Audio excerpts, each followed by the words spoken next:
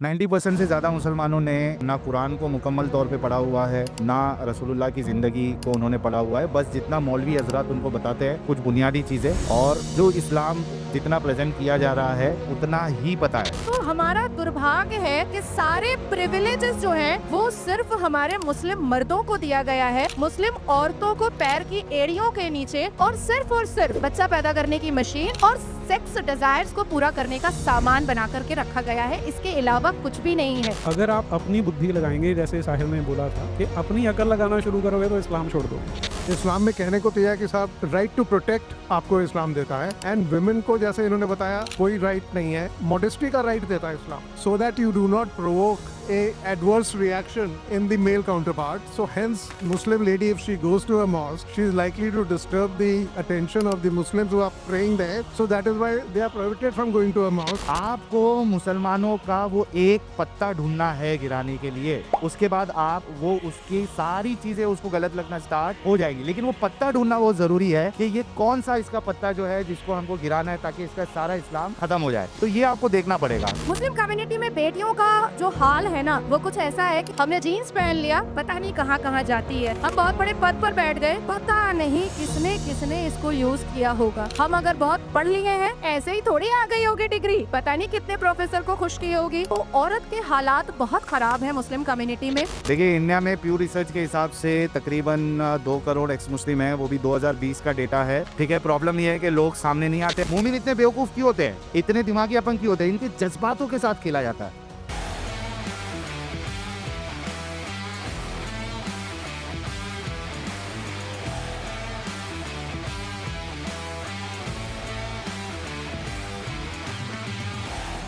My honor to be here, and thank you very much. Let me have the pleasure of shaking you by the hand, as a Brit would say. मेरा नाम नीरज अत्री, और अभी हम कार्यक्रम शुरू करने वाले हैं। नाजिया जी की प्रतीक्षा है।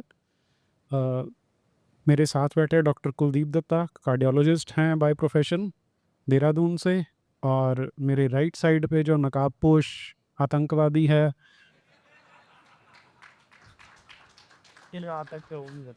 जो आजकल आतंकवादी उनके लिए है जो जनरली आतंकवादी बनते हैं। मस्त आतंकवादी है ना।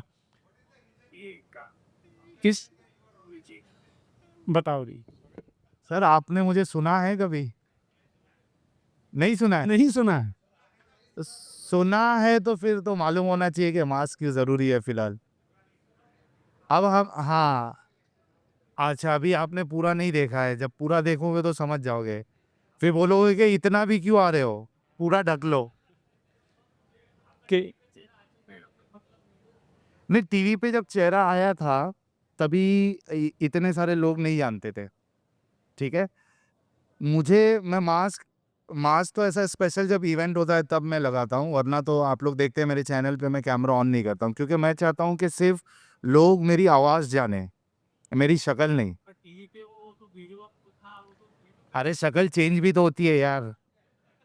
अभी प्लास्टिक सर्जरी करा के बैठा हूँ, आपको मालूम है क्या? नहीं मालूम है ना। तो क्या होता है कि जब आप सिर्फ आपको सुनने की आदत जब रहती है तो आप सिर्फ सुनने से ही रिलेट कर पाते हो। तो मुझे बस सुनने की आदत लगाना है लोगों को, मुझे देखने की नहीं। मुझे ऐसा अपने आप को प्रेजेंट करने का कोई शौक भी नहीं है। तो और मुझे अपनी सोशल लाइफ जो है वो ख़राब नहीं करनी है। मेरे लिए कोई जन्नत जहन्नम तो है नहीं, मेरे लिए कोई पुनर्जन्म भी नहीं है। तो मेरे लिए एक लाइफ है भाई, मुझे जीना है अच्छे से। तो अगर शक्ल सब जगह रहेगी तो मैं फिर चल फिर नहीं पाऊंगा किधर भी। इस वजह से मास्क लगाना पड़ता है। मुझे लग रहा है कि कुछ लोग ऐसे हैं जिन्होंने अभी साहिल का काम ज़्यादा आइडिया नहीं है, तो इन्होंने इस्लाम छोड़ा है। एक्स मुस्लिम, मुल्हिद, मुर्तद, इनको कई नामों से पुकारा जाता है। और जो शांति दूत है वो चाहते हैं कि ये जो काम कर रहे हैं वो ना करें, क्योंकि आप में से पता नहीं कितने लोग हैं जो इस्लाम को जानते हैं। लेकिन बाय एंड लार्ज हमारे देश में क्या होता है कि ऑल रिलीजन्स आर सेम। जैसा हिंदू धर्म में वैसा ही इस्लाम में भी होगा, तो ऐसा प्रोपेगेट किया जाता है। और इसी झूठ के नीचे इस्लाम फलता फूलता रहा हमारे देश में। और अब साहिल जैसे बहुत कम लोग हैं अभी हमारे देश में तो जो एक्स मुस्लिम है और जो सच्चा इस्लाम बताने की कोशिश करते हैं। और जैसे जैसे लोग इस्लाम को जानते जाएंगे वैसे वैसे वो इस्लाम को छोड़ते जाएंगे। क्यों साहिल, ठीक कह रहा हूँ? अभी आप सही बात है, लोगों को इस्लाम का पता ही नहीं है नीरज जी। मैंने कई बार कहा है कि अभी मैंने स्टेज शो पे भी कहा था 90% से ज़्यादा मुसलमान, बल्कि 90 भी मैं कम ही कह कम रहा कह हूँ रहे टू बी सेफर साइड। 90% से ज़्यादा मुसलमानों ने ना कुरान को मुकम्मल तौर पे पढ़ा हुआ है, ना रसूलुल्लाह की ज़िंदगी को उन्होंने पढ़ा हुआ है। बस जितना मौलवी हजरात उनको बताते हैं कुछ बुनियादी चीज़ें और थोड़ी बहुत चीज़ें जो जुमा की नमाज में या किधर बयानात होते हैं, जो इस्लाम जितना प्रेजेंट किया जा रहा है उतना ही पता है, बाकी उनको इस्लाम पता ही नहीं है। मुझे लगता है कि एक इंसान के अंदर अगर थोड़ी सी भी अकल है, ठीक है, दिमाग तो भेजा तो मगज, ये तो सबके पास होता है, सबका चलना चाहिए, ये ज़रूरी है। बहुत से लोगों का चलता नहीं है। अगर थोड़ी सी भी अकल का वो इस्तेमाल करें और इस्लाम की पट्टी को निकाल कर अगर इस्लाम को वो देखे, कुरान को पढ़े और रसूलुल्लाह की ज़िंदगी को अगर पढ़े, तो मुझे नहीं लगता कि कोई भी इंसान उसको पढ़ने के बाद अपने आप को मुसलमान कहलाना पसंद करेगा वो, या वो इस कल्ट का हिस्सा बने रहेगा। प्रॉप जी, एक माइक वहाँ दे देते क्या जब तक? हाँ, इनसे वरुण देखना। अमल,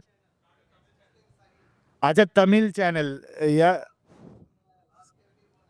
हाँ, नहीं मुझे असल में ना देखना पड़ेगा कोई एक्स तमिल लैंग्वेज वाला कोई एक्स मुस्लिम है क्या, क्योंकि मलयालम में तो है, आरिफ जी का, आरिफ हुसैन जी का है, और जमीता टीचर करके भी है, वहाँ पे अच्छा चल रहा है एक्स मुस्लिम एक्टिविज़म।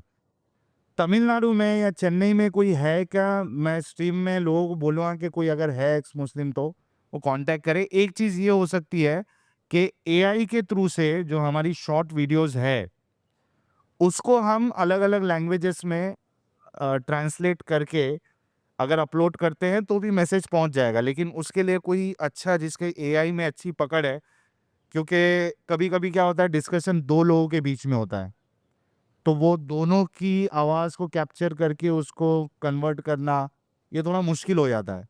तो वैसा कुछ अगर होगा तो हम हमारी ही वीडियोस अलग-अलग लैंग्वेजेस में ट्रांसलेट करके उसको डब करके अपलोड करेंगे। और अगर कोई तमिलनाडु से कोई एक्स मुस्लिम मिल जाता है तो आप लोगों को तो पता है जो भी एक्स मुस्लिम आता है मैं प्रमोट करता हूँ, तो आई विल इंश्योर कि कोई अगर आता है तो I will promote that channel. मेरा उधर वो खड़े हैं हाँ, सज्जन, पहले उनका क्वेश्चन ले नहीं जी, मेरा एक आपसे प्रश्न था कि जैसे अभी आपने कहा कि कुरान को सही लोग पढ़ते नहीं हैं, समझते नहीं हैं।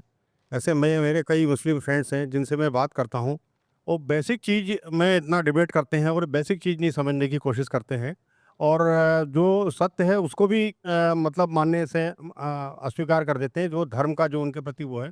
तो ऐसा क्या किया जाए, कौन सा आउटरीच कार्यक्रम किया जाए जिससे कि उनके मानसिकता को बदलाव कर सकें? सर अभी मैंने थोड़ी देर पहले एक स्टेटमेंट जो मैंने बोला था उसमें मैंने एक कंडीशन लगाई थी। कंडीशन क्या लगाई थी?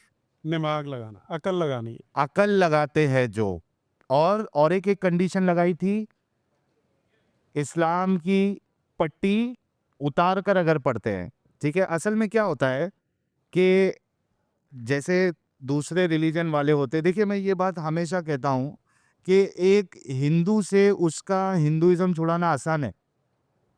आप देखिए कितने लोग कन्वर्ट हो जाते हैं, होते नहीं होते, ग्राउंड रियलिटी है। जी।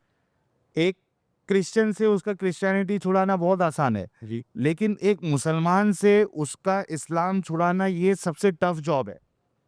उसकी वजह क्या है? उसकी वजह ये है कि इस रिलीजन को इसी तरीके से बनाया गया है, और बचपन से जो ब्रेन कंडीशनिंग की जाती है मुसलमानों की, वो चीज़ें जो फिट की जाती है उनके दिमाग में कि भाई हमको इस्लाम के खिलाफ सुनना ही नहीं है, इस्लाम ही सच्चा है। अगर हमारी, आप कई सारे मौलवियों की बयानात सुनते होंगे कि अगर हमारी अकल कह रही है कि ये गलत है तो आपकी अकल गलत है, इस्लाम गलत। अगर साइंस कह रही है कि ये चीज सही है और साइंस की रोशनी में अगर कुरान गलत नजर आ रहा है तो साइंस को गलत कह दें। साइंस गलत है भाई। जब इस तरीके से किसी की अगर ब्रेन कंडीशनिंग हो रही है तो आप सोचो वो इजीली मानेगा आपकी बात। मेरा वही वही प्रश्न था कि ऐसी उनकी ब्रेन में भी हो रही है, उसको कैसे अभी बदला क्या होता ये है ना, प्रश्न है। हाँ मैं और एक चीज बताता हूँ। क्या होता है कि हर एक का जो एक्सेप्ट करने का पैरामीटर्स है, पैमाना है, वो अलग होता है। आपको कंटिन्यूअसली कोशिश करते जाना है कि भाई ये कौन सी बात इसको हिट करेगी। क्या होता है, कुछ मुसलमानों के लिए साइंटिफिक एरर जो है ये ज्यादा हिट करती है कि भाई उसने साइंटिफिक एरर देखा, उसको वो एक पॉइंट था कि यार खुदा जो है वो साइंटिफिक एरर्स नहीं कर सकता, तो उसने इस्लाम छोड़ दिया। किसी किसी के लिए साइंस मायने नहीं रखता, उसको साइंस की इतनी नॉलेज भी नहीं आती, मोरालिटी उसके लिए जो है वो ज़्यादा मायने रखती है, इंसानियत ज़्यादा मायने रखती है। तो वो मोरालिटी वाले पॉइंट पे अगर उसको आप बताओगे तो हो सकता है हिट करे। तो आपको कंटिन्यूअसली आपको इस्लाम में क्या क्या चीज़ प्रॉब्लमेटिक है, और जब आप उससे बात करते हो तो आपको समझ में आना चाहिए कि ये कहाँ एक्सेप्ट कर सकता है। तो आपको सब चीज़ ट्राई करना है। हो सकता है 100 पॉइंट बताओगे आप, उस 100 को ना माने, 101 पॉइंट जो आप बताओगे उसको, वो अगर हिट कर दी। देखिए वो नीरज जी, वो गेम को क्या बोलते हैं यार, मैं भूल जाता हूँ हमेशा। वो जो पत्ते पत्ते जो है, नहीं, डोमिनोज। डोमिनोज गेम क्या होता है, पत्ते होते हैं, एक दूसरे पे होते हैं, आप एक पत्ता गिरा दोगे तो क्या हो जाता है। आपको मुसलमानों का वो एक पत्ता ढूंढना है गिराने के लिए, उसके बाद आप वो उसकी सारी चीजें उसको गलत लगना स्टार्ट हो जाएगी। लेकिन वो पत्ता ढूंढना बहुत जरूरी है कि ये कौन सा इसका पत्ता जो है जिसको हमको गिराना है ताकि इसका सारा इस्लाम खत्म हो जाए। तो ये आपको देखना पड़ेगा, कोशिश करनी पड़ेगी, अच्छे अच्छे आर्ग्यूमेंट्स आप लेके जाइए। और एक चीज, मैं जब जितने लोग मेरा चैनल देखते हैं, कभी कभी बहुत एक्सप्लिसिट हो जाता हूं मैं, आप लोगों को मालूम है, बोल भी देते हैं हम लोग, हेडफोन लगा लो अभी।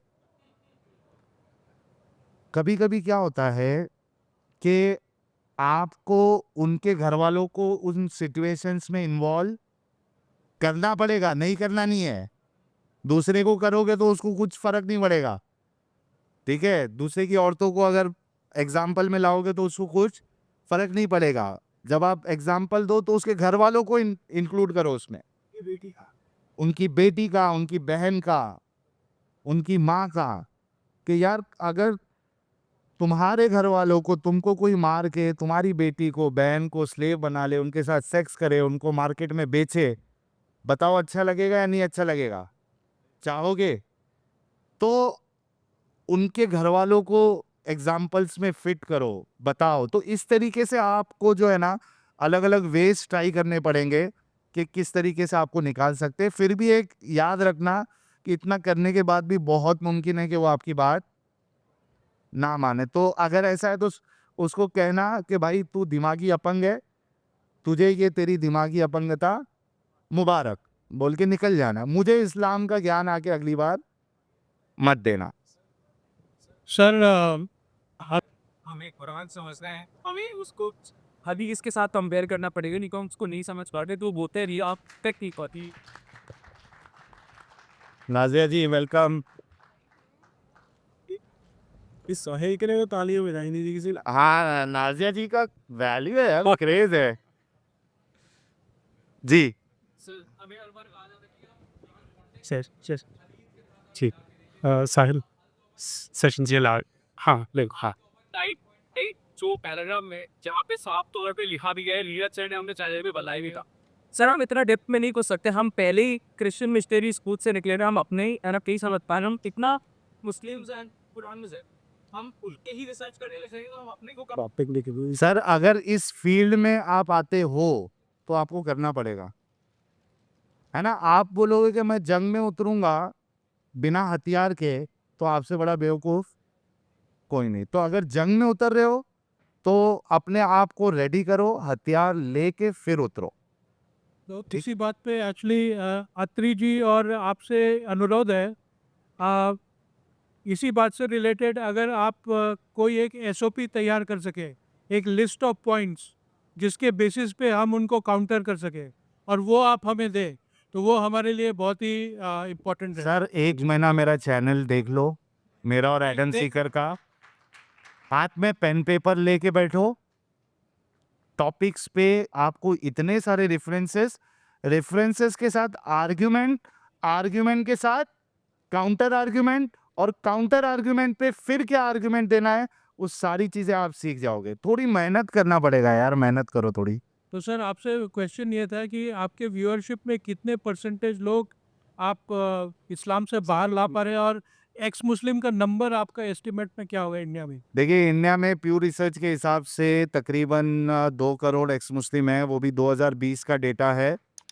ठीक है, प्रॉब्लम ये है कि लोग सामने नहीं आते। आज जो 6 बजे का सेशन होगा नीरज जी और मैं, उसमें हम लोग यही पॉइंट्स पे डिस्कशन करने वाले, how to grow ex Muslims. तो इसी- इस पे ये सारी चीज़ें हम जो है बात करेंगे।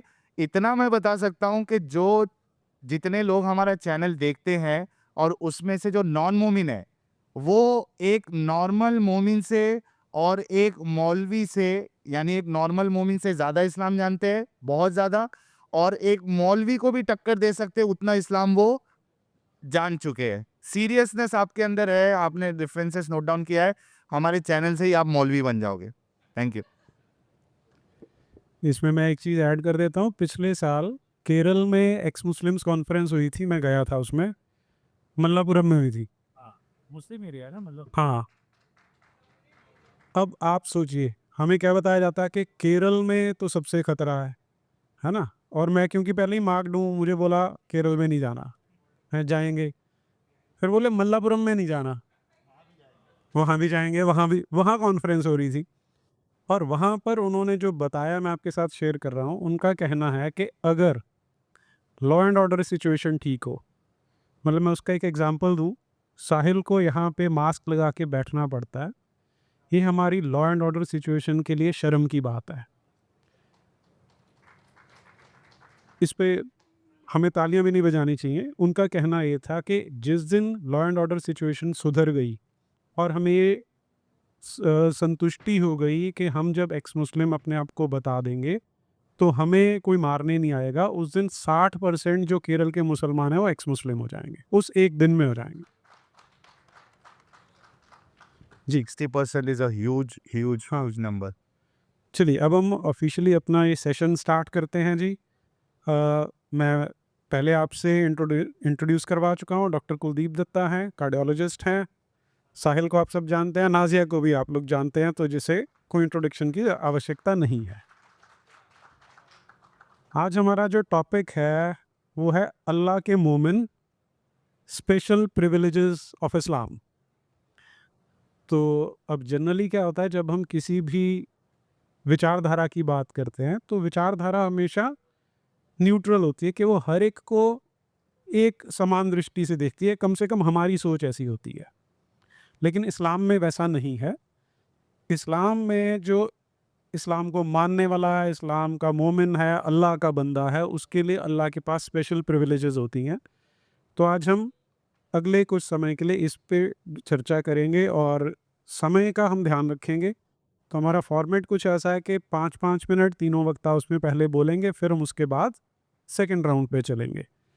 तो क्योंकि हमारे यहाँ परंपरा है कि ख़वातीन को तरजीह दी जाती है, तो नाजिया जी मैं आपके पास आता हूँ कि इस्लाम में जो अल्लाह का बंदा है उसे क्या अल्लाह मियाँ ने क्या फ़जीलत बख्शी है, क्या उसके लिए प्रिविलेजेस दी जाती हैं? अभी तो दुर्भाग्य हो चुका है कि हमारे मौलवी मुल्ला मस्जिद में कम न्यूज़ स्टूडियो में ज़्यादा पाए जाते हैं, जो उनके लिए हराम है। जो एक्चुअली में उनके लिए हराम है, पर अल्लाह का मोमिन है ना, तो इसलिए अभी वो भी हलाल हो चुका है। अल्लाह के मोमिनों के पास बहुत सारी फैसिलिटीज़ है, फ्लेक्सिबिलिटीज़ है, और बहुत सारी ठरकबाजियाँ करने के लिए बहुत सारे प्रिविलेजेस है। People knows about me very well कि मैं बहुत ब्लंट बोलती हूँ, और ये मत सोचिएगा कि ऐसी शब्दावली का इस्तेमाल कर रही है। जो अल्लाह के मोमिन होते हैं वो स्लेव रख सकते हैं, जो अल्लाह के मोमिन होते हैं वो 6 साल की बच्ची में भी औरत तलाश कर सकते हैं, जो अल्लाह के मोमिन होते हैं वो न्यूज़ चैनल्स पर आ सकते हैं, फोटो खिंचा सकते हैं, 4 बीवियां रख सकते हैं, 12 को बाहर देख सकते हैं, निकाह मुत्ता कर सकते हैं, मसियार कर सकते हैं और बहुत सारी हलाला कर सकते हैं, बहुत सारी चीज़ें कर सकते हैं।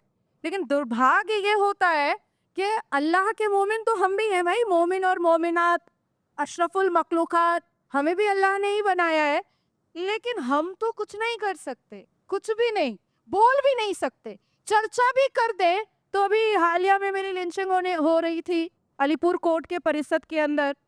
तो हमारा दुर्भाग्य है कि सारे प्रिविलेजेस जो हैं वो सिर्फ हमारे मुस्लिम मर्दों को दिया गया है, मुस्लिम औरतों को पैर की एड़ियों के नीचे और सिर्फ बच्चा पैदा करने की मशीन और सेक्स डिजायर्स को पूरा करने का सामान बना करके रखा गया है। इसके अलावा कुछ भी नहीं है। अब बेटियां जो होती हैं मुसलमान, हमें बचपन से सिखाया जाता है कि अगर कोई हिंदू मरे तो सीधा पढ़ो उसके डेड बॉडी को देखते ही हुए फिनारे जहन्नम, और अगर कोई मुसलमान बलात्कारी भी मरे तो हमें पढ़ना पड़ेगा इन्ना लिल्लाहि व इन्ना अलैहि राजिऊन। अब क्या ही पता जो हिंदू मरा है वो बहुत बड़ा प्रोफेसर होगा, वो बहुत बड़ा साइंटिस्ट होगा, वो बहुत बड़ा अच्छा खूबसूरत इंसान होगा, लेकिन ये नहीं देखना है। देखना ये है कि वो पीगन था, देखना ये है कि वो बुत प्रस्त था, देखना ये है कि उसकी डेड बॉडी के बदन पर जो है वो गेंदे का फूल है, गुलाब की पत्तियां नहीं है। तो ये देख करके आपको फिनारे जहन्नम पढ़ना है। मुस्लिम कम्युनिटी में बेटियों का जो हाल है ना वो कुछ ऐसा है कि हमने लाल लिपस्टिक लगाई, एकदम आवारा है, हमने आईलाइनर लगा लिया, बिकाऊ है, हमने जीन्स पहन लिया, पता नहीं कहाँ कहाँ जाती है, हम सक्सेसफुल हो गए, ऐसे थोड़ी हुई है, हम बहुत बड़े पद पर बैठ गए, पता नहीं किसने किसने इसको यूज किया होगा। हम अगर बहुत पढ़ लिए हैं, ऐसे ही थोड़ी आ गई होगी डिग्री, पता नहीं कितने प्रोफेसर को खुश की होगी। किसी लड़के से बात कर लिया, दोस्त हो ही नहीं सकता, दोस्त नुमा भाई भी नहीं हो सकता है। मर्द का मतलब सिर्फ एक ही हो सकता है जो मौलवी मुल्ला रोज हमें नेशनल न्यूज़ चैनल पर देते रहते हैं। तो औरत के हालात बहुत ख़राब हैं मुस्लिम कम्युनिटी में। हालांकि लोग मुझसे पूछते हैं कि फिर आप इस्लाम छोड़ती क्यों नहीं है, लेकिन छोड़ दूंगी तो फिर ये मास्क लगाकर घूमना पड़ेगा, इसलिए नहीं छोड़ती है। मुझे ऐसा लगता है कि रिया जी, मुझे ऐसा लगता है कि जितना मेरी जान को खतरा नहीं है मोमिनों से, उससे ज़्यादा खतरा आपको है। नहीं, लेकिन साहिल जो कर रहा है रियली अप्रिशिएट करती हूँ मैं, क्योंकि इतना तो मैं नहीं की हूँ। एक क्रांति जो इसने लाया है, सच में मैंने अब तक वो नहीं किया, और मैंने कई बार इस बात को नेशनल और इंटरनेशनल न्यूज़ चैनल्स पर मैंने कहा भी है। अभी मैं 5 दिन पहले दुबई में थी 2 दिन के लिए, मैंने वहाँ पर भी कहा है कि मैंने अभी तक सिर्फ 25% बोला है। मैं अभी भी 75% अपनी पेट की अतड़ियों में लेकर घूम रही हूँ, लेकिन कभी कभी गुस्सा आता है कि सारी बातें रख दूँ, क्योंकि साहिल जो बोल रहा है, मैंने देखा है बहुत सारे एक्स मुस्लिम अपने प्लेटफॉर्म के जरिए बोलते हैं, लेकिन सभ्यता, संस्कृति और एक वे ऑफ टॉकिंग जो मैनर्स में होती है वो साहिल की होती है, इसलिए मैं साहिल को ही ज़्यादा प्रेफर करती हूँ उसके साथ बैठने में। इन शॉर्ट और क्रक्स में कहूँगी कि बेटियों की और महिलाओं की दशा बहुत ख़राब है मुस्लिम कम्युनिटी में। हमारे अल कुरान की पहली आयत कहा जाता है इकरा, पर अल कुरान में इकरा पहले लिखा हुआ नहीं है, लेकिन शिक्षा होता है उसका मतलब। हमें शिक्षित भी नहीं होने दिया जाता। और अभी हालिया में नुमानी साहब ने कहा है कि मुसलमान बेटियां जो है वो पढ़ाई के हिडन कर्टेन में जो है वो ओयो चली जाती हैं। उन्होंने कहा है कि मुसलमान लड़के पढ़ते नहीं हैं, इसलिए मुसलमान बेटियों को भी पढ़ना नहीं चाहिए। तो इतनी मतलब हाँ भाई, हम तो उस चैनल पर बैठे हैं, हम तो बहुत सारे नेशनल न्यूज़ पर बैठे हैं, तो मैंने कहा भी कि अगर हम 630 एडी को उठा करके लेकर आए, उसके बाद फिर हम जंगे बदर लेकर आए, उसके बाद फिर हम मोहम्मद गौरी को लेकर आए, फिर बाबर और अकबर और औरंगजेब और फिर इनके ठरकजेबों को लेकर आए, तो पता चल जाता है कि पहले महिलाएं जो है, मुस्लिम महिलाएं, वो मस्जिद जाया करती थी। और अब जो मैं बोलने वाली हूँ उसको डोंट टेक इट अदरवाइज, लेकिन बोलना ज़रूरी है तभी समझ में आएगा। पहले हम भी मस्जिद जाते थे, लेकिन क्योंकि मस्जिद में जो मुसलमान पुरुष हुआ करते थे वो हमारे रुकू में जाने से और सजदे में जाने से हमारे अगाड़ और पिछाड़ को देखने से उनका वजू टूट जाता था। प्रॉब्लम उनका था, प्रॉब्लम हमारा नहीं था, प्रॉब्लम उनका था। लेकिन हमें बोला गया और फतवा जारी किया गया कि अब मुसलमान महिलाएं, मुसलमान खवातीन बराए मेहरबानी मस्जिद दाखिल ना किया करे, आपकी मदाखलत से हमारे पुरुष मुसलमान मर्दों का वजू टूट जाता है। अब देखिए हमारे शरीर को, हमारे कर्व को, हमारे मूव्स को, हमारे ग्रूव्स को देख करके मुसलमान मर्द बहक जाते हैं, उनके औजार में करंट लग जाता है, हिजाब हमें पहनने बोलते हैं। अरे प्रॉब्लम उनका है भाई, तुम आंखें ठीक कर लो, हमारा प्रॉब्लम सॉल्व हो जाएगा। हम क्यों पहने हिजाब? एंड हिजाब is not an essential part of Islam.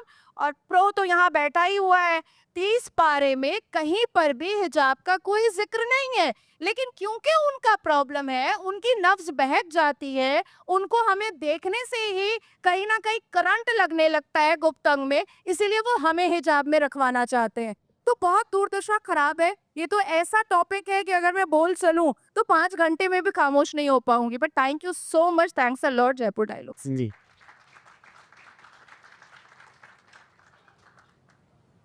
आज मैं साहिल से बात कर रहा था कि अंधविश्वास या सुपरस्टिशन को उर्दू में क्या कहते हैं, तो दोनों को पता नहीं था। तो अभी इन्होंने देखा गूगल पे, क्या था वो, तोहम परस्ती। तोहम परस्ती। ये शब्द मैं इसलिए ढूंढ रहा था कि अगर आप इस्लाम को शुरू से देखना शुरू करें तो आपको दिखाई देता है कि अंधविश्वास की एक परत के ऊपर दूसरी, दूसरी पे तीसरी चढ़ती जाती है। एक सिंपल सा शब्द अभी नाजिया ने बोला कि इकरा से शुरू होता है। जब आप देखेंगे मौलवी टीवी पे बैठते हैं तो इसी की दुहाई देते हैं वो, कि हमारे तो पढ़ने को इतनी तरजीह दी जाती है कि कुरान तो शुरू इकरा से हुआ। लेकिन आप सोच के देखिए कि अल्लाह को अपना मैसेज देना है, सारी कायनात के लिए देना है, तो इलाका कौन सा ढूंढता है जहाँ सबसे कम जनसंख्या है? रेगिस्तान। उस रेगिस्तान में भी किसे ढूंढता है? जिसे पढ़ना लिखना नहीं आता। फिर अल्लाह का एक दूत है, क्या बोलते हैं उसे यार, जिब्रील को क्या बोलते हैं, फरिश्ता।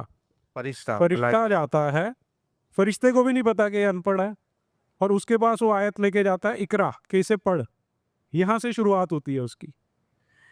तो अगर आप अपनी बुद्धि लगाएंगे, जैसे साहिल ने बोला था कि अपनी अकल लगाना शुरू करोगे तो इस्लाम छोड़ दोगे। अभी जैसे किसी ने पूछा अभी कि क्या क्वेश्चन पूछें, क्या बात करें, तो इस एक एक चीज़ आप देखते जाइए कि हर लेवल पे, हर परत दर परत आपको अंधविश्वास दिखाई देगा इसमें। एनीवे आगे बढ़ते हैं। डॉक्टर साहब, नाजिया ने बहुत सारी जो प्रिविलेजेस हैं वो बता दी, है ना। अब वो उसने बताई एक मोमिना की दृष्टि से कि एक मोमिना के लिए क्या चीज़ें कम मिलती हैं। हालांकि उन्होंने जो शब्द बोले, जैसे मुता है, तो कई हमारे दर्शकों को पता भी नहीं होंगे।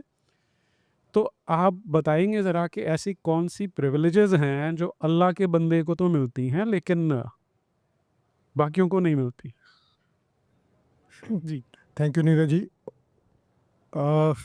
नाज़िया जी ने इतना जिक्र कर दिया। अब मैं एक और जगह से शुरू करता हूँ जो साहिल साहब पहले कह रहे थे। मेरे यहाँ 2 मुस्लिम लड़के मेरे यहाँ काम करते थे। वो एक दिन दोनों मेरे पास आए, वो और कहने लगे कि डॉक्टर साहब, जो हमारे पहले 4 खलीफ थे उनके नाम क्या हैं? मैंने कहा तुम्हें नहीं मालूम? कि नहीं हमें नहीं मालूम। मैं कहा तो आप अपने उस्ताद से जाके पूछे या आप मौलवी साहब से पूछे। डॉक्टर साहब हमसे जाके पूछेंगे तो मार पड़ेगी। तो मैंने उनको बता दिया। मैंने कहा यार तुम नमाज कैसे पढ़ते हो? कि नहीं हम पढ़ते नहीं हैं, उर्दू तो हमें आता नहीं, और मौलवी साहब जो बोल देते हैं वो हम सीख लेते हैं। तो मैं साहिल साहब एक कार्यक्रम कर रहा था, management of diabetes in month of Ramzan. उसमें गाइडलाइंस जो है चेंज है, लेकिन हम जब भी मुस्लिम पेशेंट्स को बताते थे वो मानते नहीं थे। तो एक स्टडी की गई मिडल ईस्ट में, 5 कंट्रीज़ की या 7 कंट्रीज़ की स्टडी है। उसमें गाइडलाइंस दी गई हैं कि रमज़ान के महीने में डायबिटीज़ का मैनेजमेंट कैसे किया जाए। तो वो जब आ गई तो मैंने शहर काजी को अप्रोच किया, वो हमारा पेशेंट था। हमने कहा कि काजी साहब ऐसे है कि कुछ गाइडलाइन चेंज हुई हैं, तो हम इसको आपको ना छपवा के दे देते हैं, ये आप मुझे कहें तो मैं आपके मस्जिद में जिस दिन आप चाहें मैं आके बता दूंगा। उनका ना आप मस्जिद में ना आइए, आप ऐसे करें इसको छपवा दें। मैं कहा छपवा दूंगा कि इसको उर्दू में मत छपवाइएगा। मैं क्या क्यों भाई, उर्दू में कि 90% लोगों को उर्दू नहीं आता है, ज़्यादातर को उर्दू। मैं क्या उर्दू नहीं आता है तो फिर कुरान फारसी में वो कैसे पढ़ते हैं? अरबी में है। वो काजी साहब चुप गए, उनके डॉक्टर साहब उर्दू ही ठीक है, उर्दू में ही छपवा दीजिएगा। तो जो आपने भी कहा मैं उसको सेकंड कर रहा हूँ कि 90% नहीं 95% ने कुरान नहीं पढ़ा हुआ, ना उनको मालूम है कि उसमें क्या लिखा है। वो जो मौलवी बताया था ना, जो कहते हैं मुल्ला का कुरान, तो वो मुल्ला का कुरान ही है, उससे ज़्यादा कुछ नहीं है। अब मैं नादर जी के उस पे आता हूँ।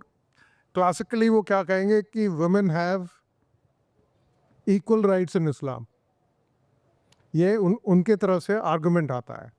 क्या है कि देखिए हमारे यहाँ जो है लेडीज़ को पढ़ने का अधिकार है।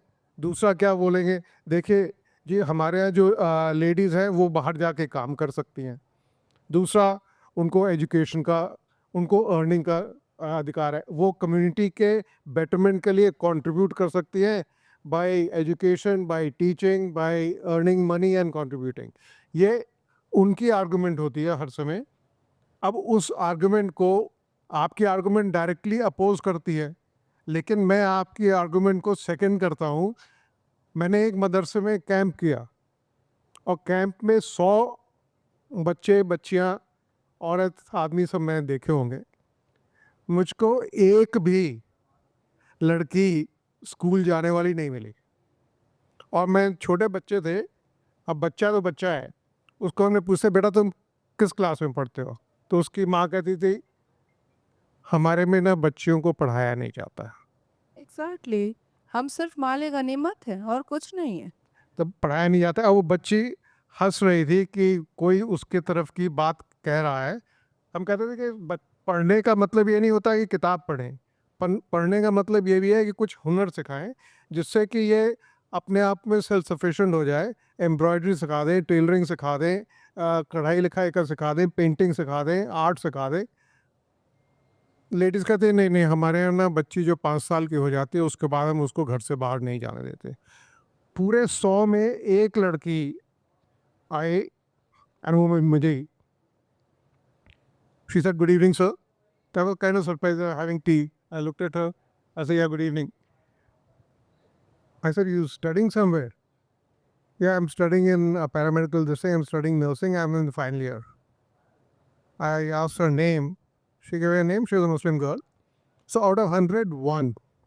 और क्लासिकल टीचिंग में क्या कहते हैं कि मुस्लिम विमेन को इस्लाम सबसे पहले राइट्स देता है। और ज़्यादातर लोग जो हैं ये जो एजुकेटेड एलीट की बात सुनते हैं, उसकी बात सुन के वो मान लेते हैं कि हाँ भाई इस्लाम में तो इतने राइट्स हैं, इक्वल राइट्स हैं। दे इवन से कि अब मॉस्क में जाके उनको राइट है कि they can go and offer नमाज। टीवी पे भी आके आपके मौलाना लोग बोलते हैं, लेकिन इन प्रैक्टिस जो नाज़िया जी कह रही हैं वो है। और इस्लाम में कहने को तो यह है कि साहब क्या प्रिविलेज है, प्रेयर की प्रिविलेज है।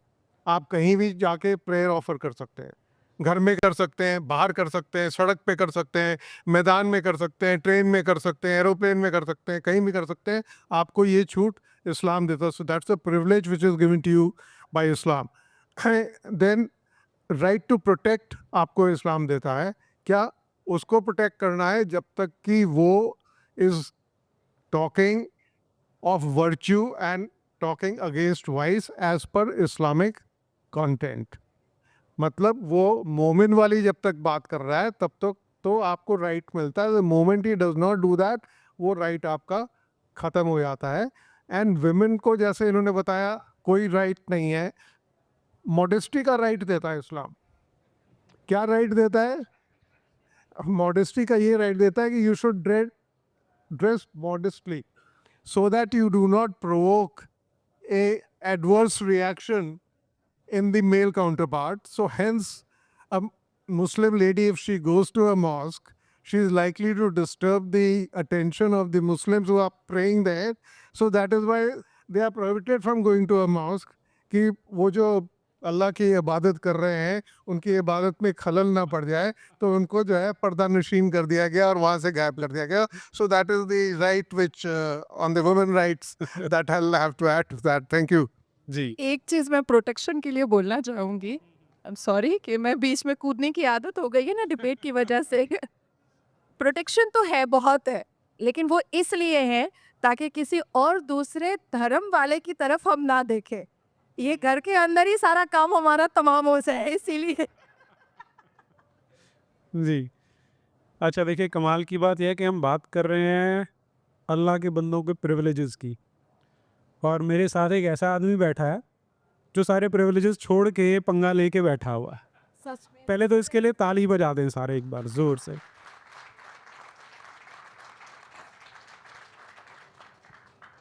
साहिल ऐसा बोलते हैं और वैसे भी आप सोच के देखिए बड़े कमीने आदमी के दिमाग से सोच के देखिए 4 बीवियों से शादी करने का हक ठीक है और जब थोड़ी सी चूं चपाड़ करे तलाक दे दूंगा और वो बेचारी खूंटे पे लटकी हुई है 3 महीने तक उसके सर पे तलवार लटक रही है. अब मर्द का मन किया तो निकाल देगा सड़क पे छोड़ देगा और नहीं ले आएगा क्योंकि एक टाइम पे 4 हो सकती है लेकिन आप सीक्वेंस वाइज तो कितनी भी ला सकते हो. तो अगर आप एक बड़े कमीने मर्द हैं तो आपके लिए बड़ा अच्छा है ये मज़हब. तो इससे एक तो ये प्रूव हो गया कि कमीना आदमी नहीं है. हाँ? तो साहिल ऐसा क्या है कि तुम ये सारे प्रिविलेजेस छोड़ रहे हो. पहले प्रिविलेजेस बता दो छोड़ चुके हो जो. अच्छा, प्रिविलेजेस पे आने से पहले 2-3 चीज़ मैं क्लियर करना चाहता हूँ. एक जो इकरा इकरा की बात हो रही थी, नीरज जी ने उसमें जो अंधविश्वास या इलॉजिकल चीज़ें हैं वो कुछ बताई है. मैं भी कुछ आपको बताता हूँ. इकरा पढ़िए.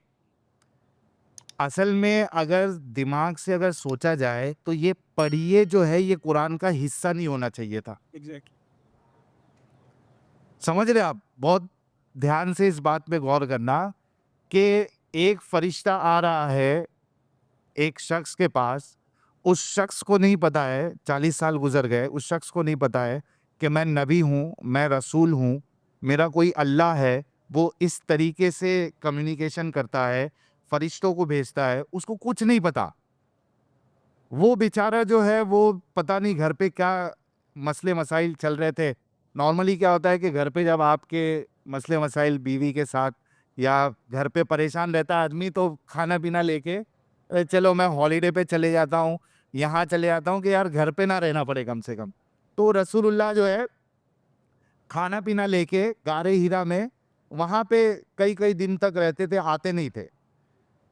अब वहाँ पे फरिश्ता आ रहा है. यार एक मिनट ये टिफिन कौन पैक करता था उनका. खदीजा थी ना, खदीजा थी ना, थी ऑलरेडी. शुगर नहीं, शक्कर भी डालती होगी, शुगर से समझ में आ गया होगा. तो मतलब खाने ने में शक्कर वाली चीज़ें भी होती होगी, वो कह रहा हूँ यार. गलत मत सोचो भाई. ये गलत सोचते हैं, हाँ गलत ना सोचे. तो वो फरिश्ता आता है, कहता है पढ़. तो देखा जाएगा तो ये कुरान का हिस्सा नहीं होना चाहिए क्योंकि ये एक ऑर्डर दिया जा रहा है. इसके बाद वाली जो आयत है कि हो सकता है वो कुरान की आयत हो. इकरा बिस्मि रब्बिकल्लज़ी खलक खलकल इंसाना मिन अलक इकरा व रब्बुकल अकरम. तो होना चाहिए था यहाँ से स्टार्ट हो. तो एक तो प्रॉब्लम इसी में जो मोमिन हजरात कभी हमारे मुसाफिर हजरात इस पे गौर नहीं करते.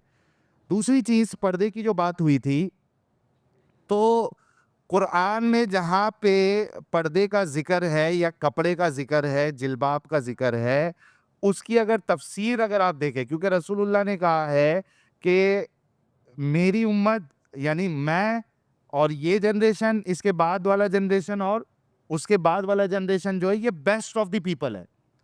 ठीक है, यानी रसूलुल्लाह, सहाबा, ताबईन और तबा ताबईन. तो सहाबा जो है इसकी तफसीर इस तरीके से करते हैं कि ये जो जिल्बाब के बारे में बात हो रही है, ये जो हिजाब के बारे में बात हो रही है, औरतों को ऐसा हिजाब करना है कि उसकी सिर्फ एक आंख नजर आनी चाहिए. सिर्फ कितनी? एक आंख. ऐसे करना। अच्छा, और एक चीज़ मैं प्रिविलेजेस पे जाने से पहले, ताकि चीज़ें क्लियर हो जाए, नालायक साहब और नाज़िया जी ने भी उसी से रिलेटेड जो बात कही थी कि भाई वो लोगों को देख के हलचल मच जाती है, तो ये मसला आया हमारे ज़ाकिर नालायक साहब की वजह से।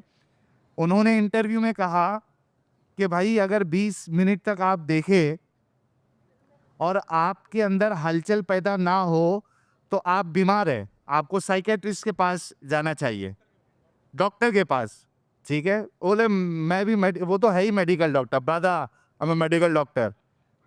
पता नहीं कभी उसने प्रैक्टिस किया भी नहीं किया। अच्छा, मैं कहता हूँ इस मामले में जाकिर नालायक नबी से लाख गुना अच्छा है। अच्छा, जाकिर नालायक के इस बात पे पाकिस्तान की औरतें पिनक गई है, वो हिंदुस्तान के मुसलमान पिनक रहे हैं, वो पागल हो रहे हैं, ये इसकी सोच। हाँ, हिंदुस्तान नहीं, वहाँ के ज़्यादा। तो अरे कैसे कह दिया, ये कैसे कह दिया, वो परेशान, ये परेशान। ओ भाई, मैं कहता हूँ वो लाख गुना अच्छा है। 20 मिनट तक कम से कम 20 मिनट तक तो वो बर्दाश्त कर रहा है, उसके बाद उसके अंदर हलचल होगी। मैं आपको एक हदीस बताता हूँ, अभी जब ये बात आई तो मैं फटक से सुन्ना.com खोला, ये हमारा हथियार है। ये मोमिनों ने खुद हमारे लिए आसान कर दिया, हर किसी के लिए। लो भाई, जितनी गंदगी है हम आपके सामने रखते हैं, बस आपके अंदर होना चाहिए कि निकाल के लोगों को बताए। इसमें सही मुस्लिम में 1403B हदीस है। चैनल जो मेरा सुनते हैं वो तो सारे एक्सपर्ट हो गए, कई बार सुना है उन्होंने। Jabir bin Abdullah reported that Allah's apostle saw a woman। Jabir फरमाते हैं, वो रिपोर्ट करते हैं कि रसूलुल्लाह बेहतरीन नमूना है हमारे मोमिनों के लिए। वो उन्होंने एक महिला को देखा, फीमेल को देखा, औरत को देखा।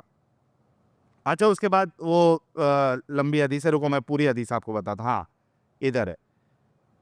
वो कहते हैं कि Jabir reported that Allah's messenger saw a woman and so he came to his wife Zainab। रसूलुल्लाह ने एक फीमेल को देखा और फौरी तौर पे किसके पास आए? अपनी बीवी जैनब के पास आए। जैनब कौन है? किस किस को याद है? ये मैं बताता हूँ। नहीं, कज़न नहीं बोलना। देखो, जो पहले चाइल्ड की भी पहले उनकी बहन है, नहीं, कज़न की लड़की, कजिन कजिन। कज़न है। हमारे यहाँ तो बहन ही बोलते हैं। अच्छा,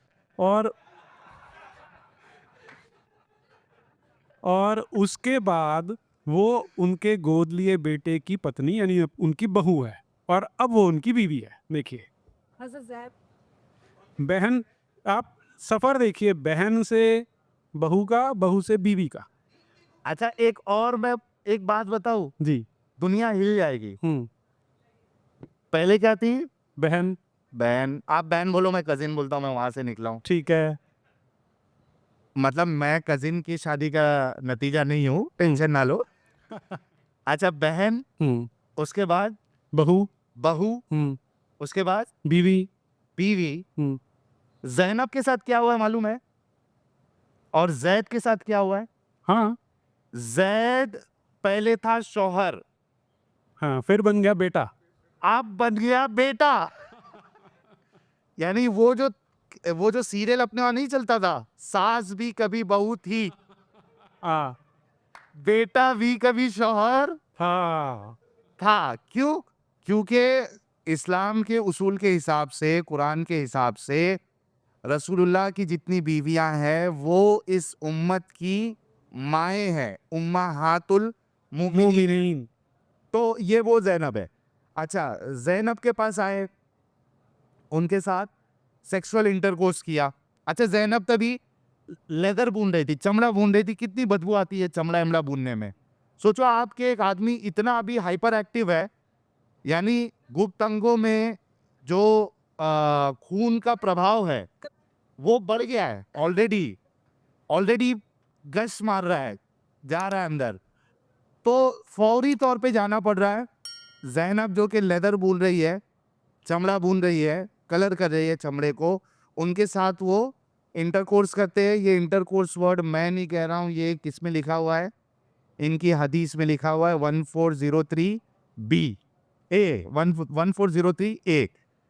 अच्छा अब बताओ ये बात सुन के कि जाकिर नायक इस हरकत से लाख गुना अच्छा है या नहीं अच्छा?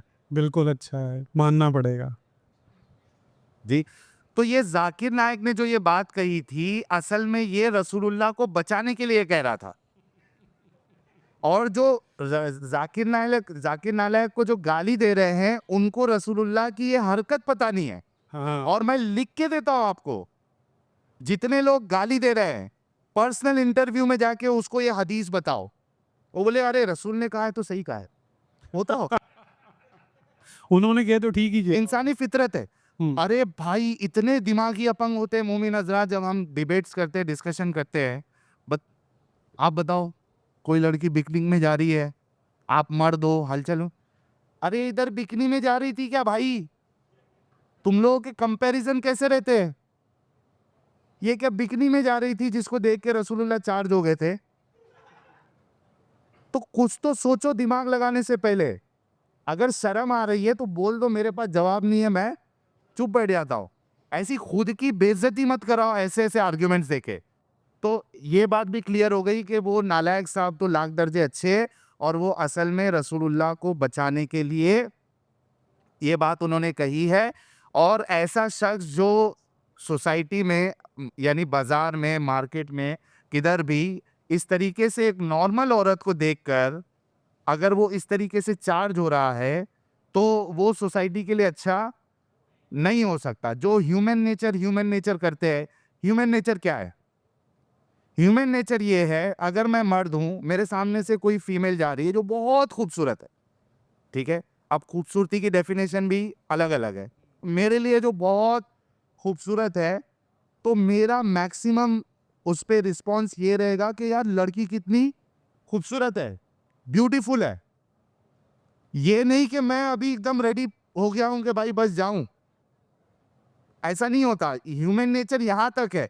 इसके ऊपर फिर वो मूवी का जो डायलॉग है, ठरकी ठरकुल्ला, और वो उसके बाद जो भी है, ठरकी और ठरकुल्ला, ये वो स्टेज पे पहुंच गया है। अब इलाज की तुमको जरूरत है, और अगर इलाज से सही नहीं हो रहे हो तो तुमको फिर दवाखाने में जो है मेंटल हॉस्पिटल में डालना पड़ेगा। ये बात हो गई। अच्छा अब आते हैं असल टॉपिक की तरफ, प्रिविलेजेस। प्रिविलेजेस। इसको भी मैं दो हिस्से में बांटता हूं। जैसे कि मैंने वहां पे आप लोगों को 2 स्टेज बताए थे, यहां भी 2 स्टेज है। एक इस मुसाफिर खाने में, मुसाफिर खाना समझ रहे हो ना? नहीं समझ में आ रहा है यार, बिंदास बोलो। मुसाफिर खाना मतलब क्या? ये दुनिया तो मोमिनों के लिए मुसाफिर खाना है, वो मुसाफिर है बेचारे। तो एक स्टेज है ये मुसाफिर खाने में क्या प्रिविलेजेस है। दूसरा स्टेज है जो एक्चुअल जिंदगी या आखिरत की, वहां पे उनके क्या प्रिविलेजेस है। तो पहले दुनियावी प्रिविलेजेस तो नाज़े जी ने ऑलरेडी कुछ गिनवाए हैं, तफसील से गिनवाए हैं। तफसील से। उसमें थोड़ा मैं ऐड कर दूंगा कि सूरे मोमिनून, क्योंकि मोमिनों की बात हो रही है, तो सूरे मोमिनून एक प्रॉपरली एक चैप्टर है, चैप्टर नंबर 23 है। उसकी अगर आप शुरू की 7-8 आयत पढ़ो तो वहाँ पे अल्लाह मोमिनों की सिफत बयान कर रहा है, ठीक है। तो उसमें सिफत में ये पहली आयत है कि मोमिन फला पा गए, वो जो नमाज कायम करते हैं, बेहुदा बातों से बचते हैं, ज़कात अदा करते हैं। फिर उसके बाद एक है 5वीं आयत, जो अपनी शर्मगाहों की हिफाजत करते हैं। शर्मगाह यानी प्राइवेट पार्ट्स की हिफाजत करते हैं। अब अगर सिर्फ यही आयत अल्लाह देता तो कितना अच्छा होता। फिर तो मोमिन हजरात जो है आगे बढ़ ही नहीं पाते, पैदा होते वहीं ख़त्म हो जाते, क्योंकि शर्मगाह की हिफाजत करनी है। लेकिन ऐसा होगा नहीं, वरना इतने सारे लोग आएंगे कहाँ से जो है अभी। तो आगे अल्लाह ने 2 एक्सेप्शन बताए। 2 एक्सेप्शन क्या है कि शर्मगाह की हिफाजत किसके साथ नहीं करना है। एक उनकी बीवियाँ प्लूरल में, और दूसरी कैटेगरी है उनकी लौंडिया, उनकी लौंडिया, यानी वो मास्टर होना चाहिए। तो यहाँ पे स्पेशल प्रिविलेज मोमिन मर्द के लिए है कि वो मल्टीपल वाइफ भी रख सकता है और मल्टीपल। अच्छा, अब एक बात ये है कि आप लोगों ने एक बात कही कि भाई एट ए टाइम 4 रख सकता है ना? सूरह निसा की जो आयत है, तुम 2-2, 3-3, 4-4 करो। असल में आप देखोगे कि कई सारे एग्जाम्पल्स हमको अरब के मिलते हैं जहाँ पे शेख लोगों की 9-9, 10-10, 12-12 बीवियाँ होती है। तो अगर सिर्फ 4 अलाउड है तो उनकी इतनी सारी बीवियाँ कैसे? सुन्नत। नहीं, सुन्नत के लिए तो फिर ये कह देते कि वो 11 बीवियाँ जो Exceptional था। रसूलुल्लाह की थी वो तो उनके लिए खास था, है ना? असल में क्या है कि ये जो आयत है इसमें डिफरेंस ऑफ ओपिनियन है। अच्छा, हाँ, यहाँ से आए तो। यहाँ पे अल्लाह ने ये नहीं कहा कि 4 से ज्यादा नहीं कर सकते, 4 से ज्यादा नहीं कर सकते ये नहीं कहा, सिर्फ इतना बताया 2-2, 3-3, 4-4। तो इस वजह से जो लोग, जो उलमा यानी जो पब्लिक उस उलमा के पीछे जाती है जो यहाँ पे 4 को वो नहीं कंसिडर करते, लाइन नहीं कंसिडर करते, वो लोग 4 से ज़्यादा शादियाँ एट ए टाइम भी करते हैं। तो प्रिविलेज में मल्टीपल वाइफ्स है और इसको 4 भी अगर पकड़ लो, अनलिमिटेड स्लेव्स आप रख सकते हो, स्पेशल प्रिविलेज। अच्छा, स्पेशल प्रिविलेज में मोमिन के स्लेव जो है वो उसकी प्रॉपर्टी है। स्लेव क्या है? उसकी प्रॉपर्टी है, तो इसके पास प्रिविलेज है, वो उसको बेच भी सकता है। मर्द के लिए, मोमिन मर्द के लिए स्पेशल प्रिविलेज ये है कि उसकी जो बीवी है, उसकी जो वाइफ है, वो उसको सेक्स के लिए मना नहीं कर सकती, यहाँ तक कि वो किचन में हो, खाना बना रही हो, ऊँट पे जा रही हो तो भी। ऊंट पे जा रही तो भी हदीस है। और जर्जी साहब ने हमारे इसमें एक ऐड कर दिया कि जो ऊंट पे बैठी हुई है वो इस वजह से क्योंकि उसका जचकी का वक्त है, यानी उसकी डिलीवरी होने वाली है, तब भी वो मना नहीं कर सकती। अरे कैसे कैसा मना कर देगी? ये मर्द के अंदर जो आग लगी हुई है वो किसके पास जाके बुझाएगा? ये जर्जी साहब इसी तरीके से, यानी इनका अंदाज देखना बयान करने का कि मोमिनों को पूरा एकदम इससे खेलते हैं लोग, मोमिनों के जज्बात से। मोमिन इतने बेवकूफ़ क्यों होते हैं, इतने दिमागी अपन क्यों होते हैं? इनके जज्बातों के साथ खेला जाता है, वो खूब तो नहीं। दिमागी अपन होते हैं। देखो, जिसमें इतनी ठरकबाजी हो, इतना सेक्सुअल मजा हो, और वो उसको छोड़ करके सब कोई तुम्हारी तरह बेवकूफ थोड़ा ही है। हाँ, बेवकूफ हो, वो बेवकूफ नहीं। प्रिविलेज छोड़ दिया। अरे एक चीज़ का अलग अलग एंगल होता है ना, तो नाजिया जी का ये एंगल है, मैं उससे सहमत हूँ उस एंगल से भी। तो खैर आगे बढ़ते हैं।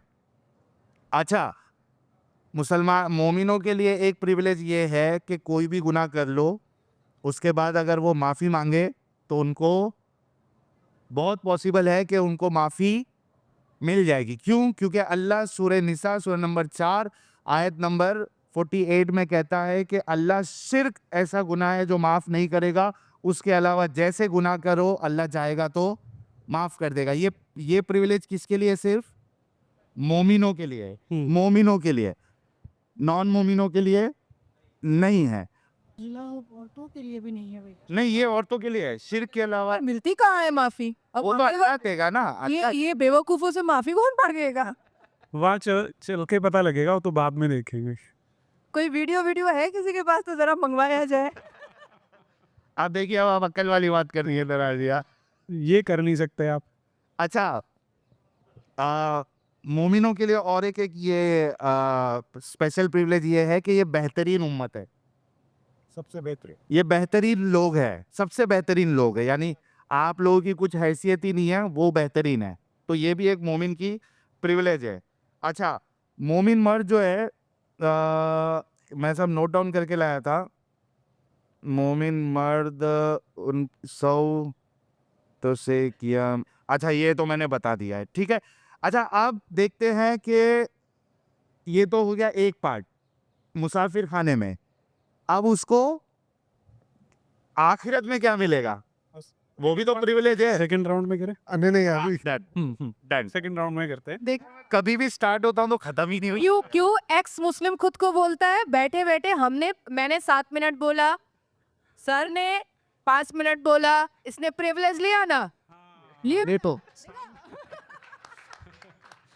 गंदी आदत छूटी नहीं अभी। ये असल में 8-9 घंटा स्ट्रीम करके बोलने की आदत हो गई है। हाँ हाँ हाँ। अब देखिए, एक ना अभी रुक जाइए, अभी ख़त्म करें फिर लेते हैं। एक कॉन्ट्रास्ट आप देख लीजिए, एक महात्मा बुद्ध का किस्सा आता है कि वो अपने कुछ भिक्षुओं के साथ जा रहे थे और सामने नदी थी, वो पार करनी थी। तो नदी में फ़्लो ज़्यादा था, तो एक लड़की बैठी थी बाहर, तो उसने एक भिक्षु से बोला कि आप मुझे नदी पार करा दो। तो क्योंकि उन्हें संयम रखना होता, उसने बोला नहीं, वो उसकी तरफ देखा भी नहीं, वो चल दिया। तो भिक्षु निकलते गए, फिर बुद्ध आए, तो बुद्ध को भी लड़की ने बोला, तो बुद्ध ने उसे अपने कंधे पे बिठाया, नदी पार कराई, उतारा और चल पड़े। तो चलते चलते दूसरे गांव में पहुंचे वो, तो जो सारे भिक्षु थे वो आपस में कानाफूसी कर रहे। तो बुद्ध ने पूछा, क्या बात कर रहे हो, मुझे बताओ। तो बोले कि गुरुजी, आप हमें तो बोलते हो कि संयम रखो, और आपने उस लड़की को कंधे पे बिठाया और नदी पार करा के भी उतारा। तो बुद्ध बोले, कौन सी लड़की? मैंने तो जब उसे उतारा मैं उसी टाइम भूल गया था, तुम उसे आज अभी तक ढो रहे हो, इसका मतलब तुम अभी तक अपनी इंद्रियों पे संयम नहीं कर पाए हो। ये है हिंदुस्तान के या बाकी संसार के आइडियल्स जिन्हें माना जाता है। और दूसरी ओर जो साहिल ने एग्जांपल दिया कि नबी हुजूर साहब सल्लल्लाहु अलैहि वसल्लम जा रहे थे, एक महिला वहाँ से जा रही है, वो अपने काम में मस्त है, कुछ भी उसे कुछ नहीं पता होगा, लेकिन ये आदमी उसे देखता है और इतना चार्ज हो जाता है, इतना करंट आ जाता है कि वो बीवी के पास भाग के जाता है। तो ये डिफरेंस हमें वहाँ से समझ में आता है। लेकिन अभी हम वापस आते हैं। हाँ जी, डॉक्टर साहब कुछ कहना चाह रहे हैं? डॉक्टर साहब इंटरजेक्शन है जी। जस्ट जो साहिल साहब ने कहा ना कि एकदम देखते ही वो विचलित हो जाता है। अगर कुछ लोगों ने द थ्रिफ्टी जीन पढ़ी हो, ये एक जीन का एक रिस्पॉन्स है। एंड क्रिश्चियनिटी में कहते हैं sex is for procreation not for recreation. So this is a normal human biological tendency that the moment you see the opposite sex, the first impression that goes through your mind is this female a good being for being a wife and procuring children. But that is momentarily. It's a moment which comes, but then your cultural upbringing and your other things take over and you do not drift to that side. So this is an extreme form of psychobiological error or a malady which was there to start with, which got propagated and got centralized that way. जी, तो वो इसका मतलब ये हो कि एक anomalous gene था जिसे उन्होंने आइडियल ह्यूमन बीइंग बना दिया। ठीक है।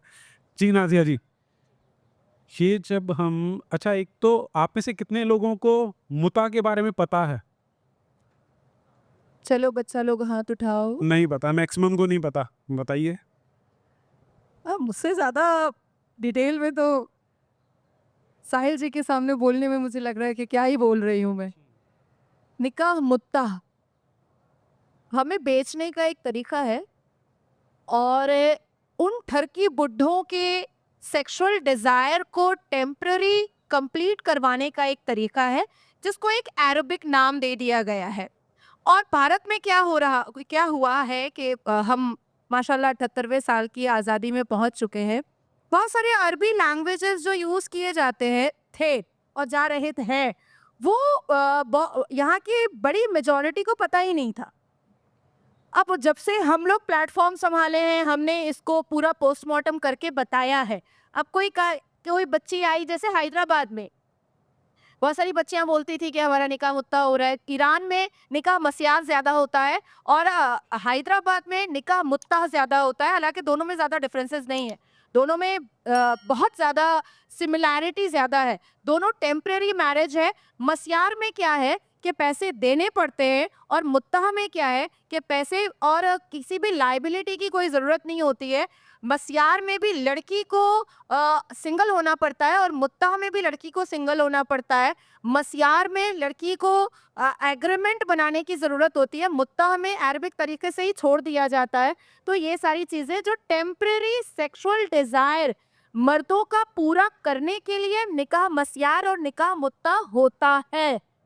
अब मस्यार में मैंने आपको बताया है कि लाइबिलिटी थोड़ी उठानी पड़ती है, और मुत्ता में क्या होता है कि लाइबिलिटी उठाने की ज़रूरत नहीं है, लेकिन जो शेख लोग आते हैं हैदराबाद में हमारी मुस्लिम बेटियों को खरीदने के लिए, वो काफ़ी भारी रकम दे करके मुसलमान अब्बा जान को दे करके जाते हैं।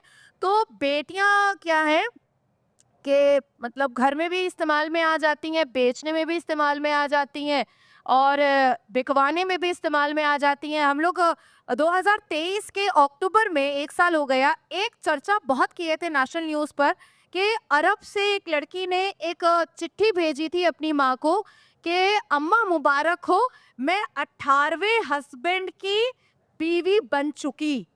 तो उस बेटी को बेचा गया था हैदराबाद में, और उसके बाद जब वो मिडिल ईस्ट पहुंची है तो 17 बार फिर वो वहां बिकी। अच्छा, हमारे इस्लाम में कहा जाता है कि हमें अबॉर्शन नहीं कराना चाहिए, लेकिन जब ये निकाह मुत्ता और मस्यार का सिलसिला चलता है तो धड़ल्ले से अबॉर्शन होता है। आप पाकिस्तान का एक चैनल देखिएगा, वार, VAR, WAR नहीं, VAR, जिसने जिस NGO ने अपना पूरा डेटा और डिटेल्स UN को भेजा है और इंटरनेशनल कोर्ट को भेजा है, जिस पर मैं सर्वे कर रही हूँ। उनके हिसाब से पाकिस्तान में 83% चाचा, मामू, फूफा, खालू और अब्बा जान ही अपनी बेटियों के भतीजियों की और भांजियों के साथ रेप करते हैं। और जब वो अबॉर्शन करने के लिए जाती हैं और डॉक्टर कहते हैं कि पुलिस रिपोर्ट कीजिए, तो अम्मा क्या कहती है कि सलवार खोले थे, सर का दुपट्टा नहीं हटाए थे। ये डिटेल भेजा है वार ने, और ये पाकिस्तान में चल रहा है। पर ऐसा ही हिडन मुसलमान बेटियों को बेचने का एक पूरा बाजार हमारे भारत में भी चल रहा है, बिल्कुल चल रहा है। ये बाजार बांग्लादेश में भी चल रहा है, लेकिन जब तक शेख हसीना थी तब तक वो बहुत कंट्रोल में था, लेकिन अब तो बहुत चर्चाएं आम पर आ रहा है। मुझे लगता है कि एक साहिल का डॉपलगैंगर जो है वो हमें बांग्लादेश में भी चाहिए। तो ये बहुत बुरा है, जिसको डिकोड करना बहुत ज़रूरी है, जिसको क्रैक करना बहुत ज़रूरी है। हमारी इन्वेस्टिगेशन एजेंसी जैसे टेररिस्ट को ढूंढती है, उसी तरीके से हमारे भारत की इन्वेस्टिगेशन एजेंसीज को, हमारे इंटेलिजेंस डिपार्टमेंट को ऐसी भी एक टीम बनानी चाहिए जो मुसलमान बेटियों को सुरक्षित करने के लिए और ना बिकने के लिए एक ऐसा लॉ लाना चाहिए, और एक ऐसी टीम बनानी चाहिए कि वो हम बचें, हम पढ़ें, ऐसा कुछ होना चाहिए। जी, बड़ा दुख होता है जब ऐसी बातें सुनने को मिलती हैं, और दुर्भाग्य हमारा ये हमारा कि हमारी देश का वो हिस्सा था, शायद हमारी बेटियां थी वो जो आज इस हालत में हो गई है। डॉक्टर साहब, 2 मिनट का इंटरजेक्शन। साहिल, मैं आपसे पूछना चाहूँगा कि ये तो मोमिनों को प्रिविलेजेस मिल गई, तो नबी तो अल्लाह के ख़ास चुने हुए थे, एंड इस कायनात को एक आखिरी गिफ्ट थे, और उनके बाद उनके जैसा दूसरा नहीं आना था, तो पीस बी अपॉन हिम। तो उनको अल्लाह ने क्या क्या प्रिविलेजेस दी जो कि मोमिनों को नहीं दी? खतरनाक मामला हो जाएगा। अच्छा, मोमिनों की प्रिविलेज फटाफट मैं ये करता हूँ और फिर रसूल की प्रिविलेज पे भी आ जाते हैं, ताकि टॉपिक 6 मिनट में पूरा ख़त्म करता हूँ। अच्छा, मोमिनों की जो सेकंड स्टेज था, मैंने बताया था कि क़यामत में क्या है, तो हमेशा हमेशा की जन्नत मिलेगी। 2 कॉन्सेप्ट है इसमें। एक तो ये है कि अगर आप मोमिन है, यानी राय के दाने के बराबर भी आपने अगर ईमान अगर आप लेके गए, हदीस में है, सही हदीस में आपको मिल जाएगा, तो आपको जन्नत मिलनी ही मिलनी है। 2 तरीके हैं। एक तरीका ये है कि या तो अल्लाह आपने जो गुनाह किए हैं, गलत काम किए हैं, उसकी सज़ा दे के आपको निला दुला के जन्नत में डालेगा, या तो फिर आपको आपकी कोई अच्छाई पसंद आ गई, आपने तौबा किया था, सीधा माफ़ कर दिया अल्लाह और आपको सीधा जन्नत दे दिया। तो वहाँ पे उनको क्या मिलेगी? हमेशा हमेशा की जन्नत। एक लेवल ऐसा है मोमिन प्रिविलेज में, जन्नतुल फिरदौस, जहाँ पे तारिक जमील साहब कहते हैं कि अल्लाह अपने हाथों से शराबन तहूरा पिलाएगा, बार टेंडर का काम करेगा अल्लाह अरे मैं नहीं, तारिक जमील साहब, पकड़ना है उनको पकड़ो यार। मैं जो भी बोलता हूँ रेफरेंस देता हूँ, किसी से सुना है तो उसका नाम, और अगर कुरान में है, हदीस में है, तो मैंने अगर बोला है तो आके मुझसे आप ले सकते हैं हवाला। तो प्रिविलेज मोमिनों का ही सिर्फ प्रिविलेज है कि इस धरती का बनाने वाला, उसको सिर्फ और सिर्फ मोमिन हजरात ही जन्नत में देख पाएंगे। नॉन मोमिन हजरात असल खुदा का कभी दीदार नहीं कर पाएंगे। सजा लेते हुए भी वो नहीं कर पाएंगे। यार कैसा घटिया खुदा था ये, जो हमेशा हमेशा की सजा दे रहा है, अपनी शक्ल भी नहीं दिखा रहा है। एक होता है ना कि आदमी जो क्रिमिनल होता है, देखना कौन कमीना था, इसकी शक्ल तो देखूं मैं। इधर उसको हमेशा हमेशा का जलना है, लेकिन उसके बावजूद भी वो खुदा को देख नहीं सकता। तो ये स्पेशल प्रिविलेज किसके लिए है? मोमिन के लिए है, सिर्फ वही खुदा को देख पाएंगे। अच्छा, स्पेशल प्रिविलेज में कयामत की बात हो रही है, जन्नत की बात हो रही है, वहां उनको मिलेगी हूरे।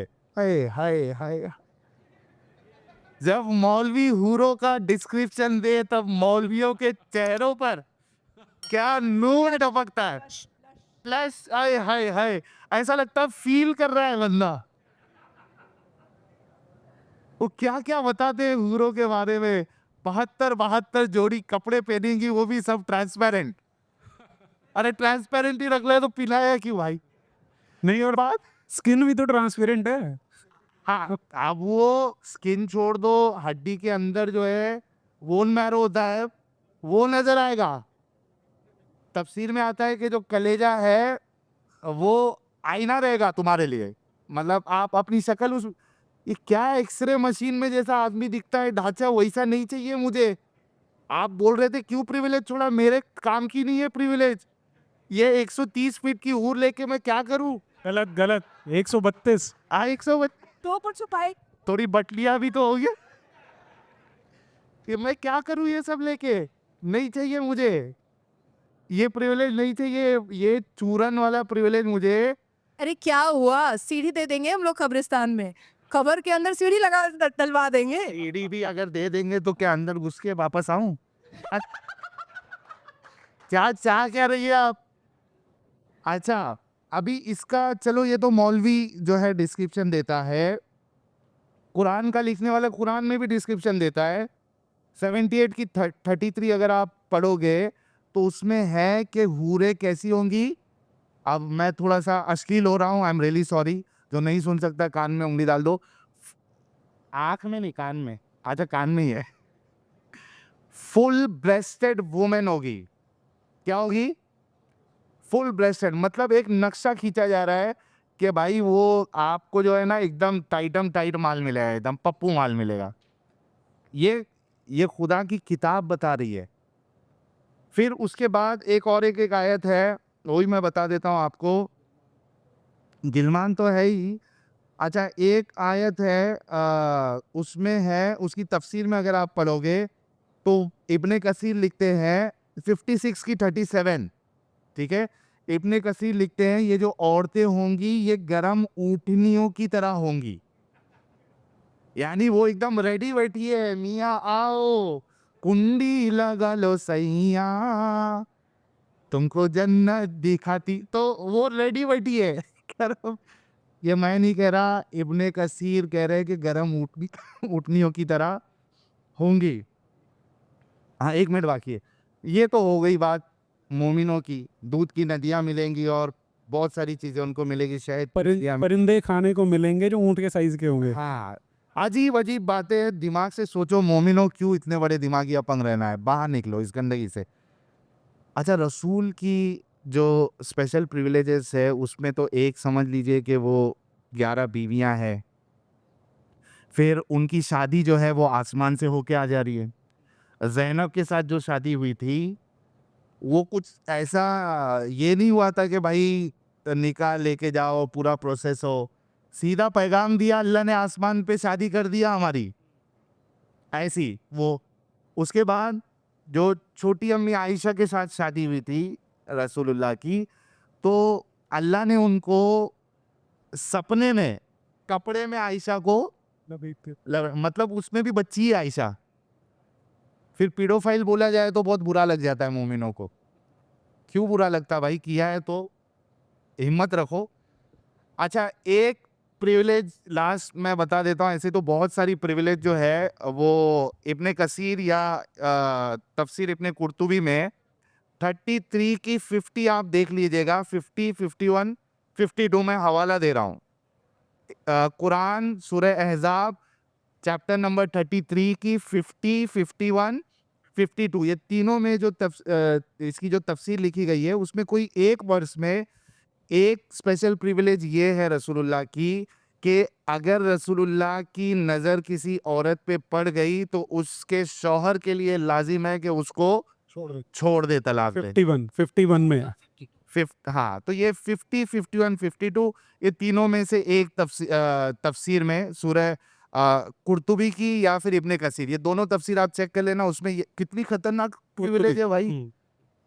मतलब किसी औरत पे नजर पड़ गई, मतलब अभी तो आपका तो टेंशन नहीं है क्योंकि रसूलुल्लाह को चाहिए वर्जिन, क्योंकि एक हदीस में भी है, एक शख्स से रसूलुल्लाह पूछते हैं कि वर्जिन से शादी किया या हाँ, तलाकशुदा। तलाकशुदा से, बच्चे वाली से। वो कहता है कि भाई मेरे बच्चे हैं छोटे छोटे तो मैंने वर्जिन से नहीं किया। तो रसूलुल्लाह कहते वर्जिन से कहना चाहिए था वो तेरे साथ खेलती, तू उसके साथ खेलता। तो ये मामला है। तो ये स्पेशल प्रिविलेज जो है वो नबी का स्पेशल प्रिविलेज जो है बहुत खतरनाक है, और मोमिनों का भी मैंने बता दिया। Thank you so much. जी, एक प्रिविलेज मोहम्मद साहब का PVOH peace be upon him, एक प्रिविलेज है कि उनकी वाइफ्स जो हैं उनके मरने के बाद भी उन्हीं की वाइफ्स रहेंगी, हाँ, वो शादी उनका निकाह नहीं हो सकता। एक प्रिविलेज तो ये भी है फिर रसूलुल्लाह का कि वो किसी भी मर्दों के बाप नहीं है, नहीं है। उनकी बीवियां तो माँ है, वो मर्दों के बाप नहीं है। ये मस्त है। जी, ये भी एक प्रिविलेज है रसूलुल्लाह की। जी, तो ये हमारा सेशन है और अभी हम ऑडियंस से प्रश्न ले सकते हैं। हमारे पास 8 मिनट हैं इसके लिए। जी जी, किससे प्रश्न है आपका? नाजिया जी से। नाजिया जी को पानी बन। नाजिया जी, आपसे एक प्रश्न है। हेलो, जी आपने अभी बताया महिलाओं की स्थिति इस्लाम में क्या है, जी उसके बावजूद भी इस्लामिक महिलाएं जो है, इस्लाम की महिलाएं, वो रिवोल्ट क्यों नहीं करती व्यवस्था के खिलाफ? बहुत ही मतलब आप देखिए, उनको सरकार की तरफ से भी बहुत कोशिश की गई कि उनको अवेयरनेस आए, अवेकनिंग आए। इवन देन वो वहीं के वहीं रहना चाहती है, और वो अपने जो जहाँ पे हैं उसको बहुत स्ट्रांगली वो करती हैं, सपोर्ट करती हैं उस चीज़ को, कि वो इतने होने के बावजूद जी सर, सपोर्ट जी, करती हैं। Got your question. जी देखिए, इसमें दो वजूहात है। एक, हमारे भारत में ही, मैं अपने भारत की बात बताती हूँ। हमारे भारत में दो ग्रुप में महिलाएं बटी हुई हैं। एक जो किसी ना किसी ऑर्गेनाइजेशन की वो मेंबर है। अब कांग्रेस ने पैसा दिया तो हिजाब के पक्ष में बात कर दिया, कांग्रेस ने पैसा दिया या किसी पॉलिटिकल पार्टी ने दिया तो 3 तलाक के विरोध में बात कर लिया, तो वो बाउंड है, क्योंकि बाप बड़ा ना भैया, जाली मुसलमानों के लिए सबसे बड़ा रुपया। ठीक है। अब वो महिलाएं जो समझती हैं कि हाँ, नाज़िया जो बोल रही है सही बोल रही है, मेरे को इसको गले से गला मिलाना चाहिए, इसके साथ चलना चाहिए शाना बशाना, लेकिन जब नाज़िया की लिंचिंग होती है तो कहती है नहीं, रुक जाते हैं थोड़ा और। फिर नाज़िया के ऊपर तलवार खड़ा होता है तो बोलती थोड़ा और रुक जाते हैं। फिर नाज़िया के ऊपर 25-25 FIR हो जाते हैं तो सोचते थोड़ा और रुक जाते हैं। तो ऐसी, मैं जो खुद अपनी संस्था चलाती हूँ, मुस्लिम वुमेन रेसिस्टेंस कमेटी, उसमें तकरीबन 1,72,000 मुस्लिम महिलाएं मेरे अंडर लीडरशिप में काम करती हैं। और वो कहाँ कहाँ है मैं वो रिवील नहीं करूंगी। वो मिडिल ईस्ट में भी है, वो केरला में भी है, पश्चिम बंगाल में सबसे ज्यादा है, मैं रिवील नहीं करूंगी। और वक्त आएगा तो उनको मैं रोड पर लेकर आऊंगी, लेकिन डर रहता है क्योंकि समाज से बॉयकॉट होता है। मेरी हिम्मत होती है, मैं नेशनल न्यूज़, इंटरनेशनल न्यूज़ पर गालियां सुन लेती हूँ, लेकिन बहुत सारे लोगों की हिम्मत नहीं होती है। मैंने अपने अब्बा को रोते हुए देखा है, वो कलप कर सिसक कर डाइनिंग टेबल पर रोए हैं कि कितनी अभद्र शब्दावली से लोग तुमको बोलते, लेकिन जो गुर्दा मेरे अब्बा का है वो बर्दाश्त कर ले रहे हैं। वो बहुत सारे अब्बा का नहीं है। तो मैं चाहती हूँ, मुझे आए हुए कितना वक्त हुआ है, जुम्मा जुम्मा 8/3/2021 से लोग मुझे पहचान रहे हैं, 2024 चल रहा है, पर मैं गारंटी दे रही हूँ कि 2026 तक में एक ऐसी क्रांति मुसलमान महिलाओं की आएगी कि मुसलमान महिलाओं को देख करके ये उटंगे पैजामे वाले और ये जालीदार टोपी वाले छुपना स्टार्ट कर देंगे। आज नेशनल न्यूज़ डिबेट में आप देखिएगा, पैनलिस्ट में जैसे ही मेरा नाम आता है, बहुत सारे रशीदी, बहुत सारे, जब मैं जजमेंटल स्टेटमेंट नहीं देती हूँ, लेकिन आज बोल रही हूँ, चिंपैंजी शक्ल के, बंदर शक्ल के, इनर गारमेंट वाला जैसा लेस का ऊपर माथे पे पहन लेते हैं, ठीक है? तो ये लोग पैनलिस्ट में बैठने नहीं मांगते हैं। क्यों नहीं बैठने मांगते हैं? क्योंकि उनके पास मेरे सवाल का जवाब नहीं है और मेरे जवाब का काउंटर रिप्लाई नहीं है। तो अब जो मैं रेडी कर रही हूँ 1,72,000, जब वो मैदान में उतरेंगी तो आप सोचिए कि क्या हो।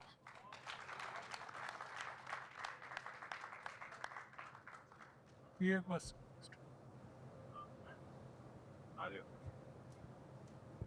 क्वेश्चन किससे है और ब्रीफ में क्वेश्चन बता दीजिए। एक्चुअली दोनों से है नाजिया। हेलो, हाँ, दोनों से है। नाजिया मैम से पहले है क्योंकि मेरी एक दोस्त थी जिसका नाम भी नाजिया था, and she opted to leave Islam and marry a Brahmin boy. और उसके साथ में जो हुआ वो थोड़ा सा मैं आपको बताना चाहता हूँ, क्योंकि this is a real story. उसके मैरिज सर्टिफिकेट पे मेरी साइन है, क्योंकि उसने भाग के जाके शादी की थी। बट द थिंग इज़, जब उसने घर पे बताया कि ऐसा ऐसा है, I like a boy who is a Brahmin, rather who is a non Muslim, तो रात को 3-3 बजे उसको उठा के फिर उसको बहुत सारी चीज़ें, कुरान की आयतें वगैरह पढ़ाना चालू कर दिया।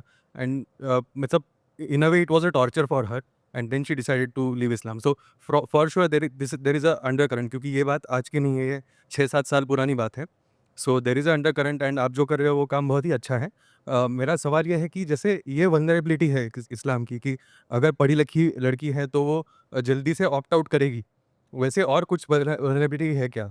या फिर जैसे Islam was not ready for social media revolution, जब ये सब चीज़ें सामने आना चालू हो गया तब लोगों के दिमाग में बत्ती जलनी चालू हो गई, and then this revolution started.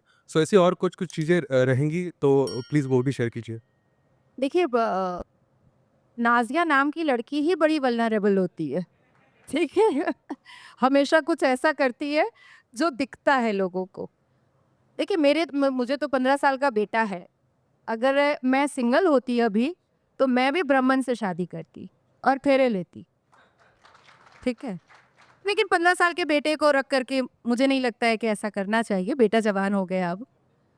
देखिए, मुसलमान जो करते हैं, वो सुनना कभी पसंद नहीं करते हैं।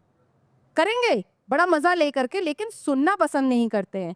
तो जिस तरीके से लव जिहाद का एक सिलसिला चल रहा है, उसको काउंटर वाइस वर्सा किया ही जा सकता है, एकदम एब्सोल्युटली किया जा सकता है। और according to my perception, according to my investigation, जब मुसलमान बेटी सनातन धर्म में शादी करती है तो वो बहुत सिक्योर हो जाती है, बहुत सुरक्षित हो जाती है। उसमें सबसे पहली चीज़ मैं ये रखती हूँ कि मुसलमान बेटी के दिमाग से ये बात निकल जाती है कि उसको फोर्सम कभी करना पड़ेगा, है ना? दूसरा निकल जाता है कि मेरा जो पति परमेश्वर है, मैं मुस्लिम हूँ लेकिन मेरा पति परमेश्वर जो है वो हिंदू है, तो वो 6 साल की बच्ची में या 11 साल की बच्ची में वो औरत नहीं ढूंढेगा। तो बहुत सारी ऐसी सिक्योरिटी है जो पर्सनल होती है। देखिए, इंसान पेट जो है वो नमक रोटी से भी भर लेता है, लेकिन कोई भी बीवी पेट शेयर या अपने हस्बैंड को शेयर नहीं करना चाहती है। एक औरत होने के नाते मुझे इस चीज़ का अनुभव है।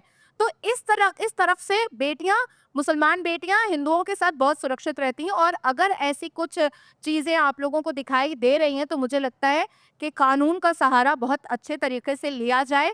और हमारा स्पेशल मैरिज एक्ट है, और अभी जो नया बीएनएस और बीएनएसएस आया है, उसमें बहुत सारे ऐसे प्रावधान आए हैं कि अगर कोई बालिग लड़की अपनी मर्जी से जाकर के शादी कर रही है किसी इंटर रिलीजन में, और उसको अगर उसके घर वाले परेशान कर रहे हैं, तो इमीडिएट 24 आवर सामने वाला अरेस्ट हो सकता है। अच्छा, जो आपने वल्नरेबिलिटी की बात की है, तो एक तो सोशल मीडिया प्लेटफॉर्म ही है, और मुसाफिरों द्वारा ख़ुद इस्लाम का डेटा ऑनलाइन करना, तो ये भी एक इस्लाम के लिए बहुत प्रॉब्लमैटिक चीज़ साबित हुआ है। अच्छा, होता क्या है, जैसे कि आपने जो सिचुएशन बताई है और आप पूछ रहे थे कि क्या चीज़ है जो इनको निकाल सकती है, समझा सकती है, तो एक बहुत बड़ी वजह जो है वो आपका एटमॉस्फेयर पे भी डिपेंड करता है।